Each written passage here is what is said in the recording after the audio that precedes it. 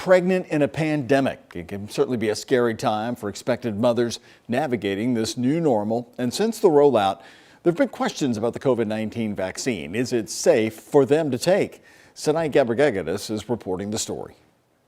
Doctors at UofL Health are hopeful we'll learn more about how the vaccine works on pregnant and breastfeeding patients within the next few months. The information we have available to us shows that this vaccine is safe and this vaccine is effective, but long-term studies on similar things are not there yet. Pregnant and breastfeeding patients have historically been left out of medicine trials because they're considered a vulnerable population. It's why they weren't included in the Pfizer and Moderna vaccine study. But there is some good news. These vaccines theoretically should have a very low to no risk on genetic problems for a developing fetus.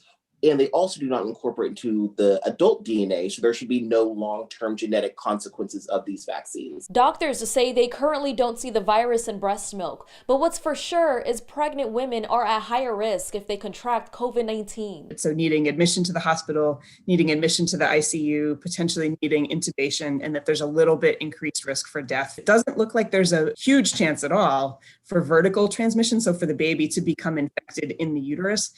Some studies are showing that there may be an increased chance for stillbirth and that there may be an increased chance for preterm delivery. Since July, UofL Health has seen about 6 to 10% of pregnant patients who are admitted to University Hospital test positive. They've also seen an uptick in expecting mothers come to the hospital for triage visits. Definitely seen a lot of preterm delivery, whether that's from COVID or from providers. There's a lot of difficult conversations amongst obstetrician, gynecologist, and maternal fetal medicine specialists about when is the best time to deliver moms with COVID who may be developing signs and symptoms of severe disease. When the vaccine does become available to pregnant patients, they have options. Right, our guidelines for national women's health care in the United States have recommended that patients be able to choose to get the vaccine after they've considered the risks and benefits for themselves. For WHES 11 News, I'm Sinai Gabregadis.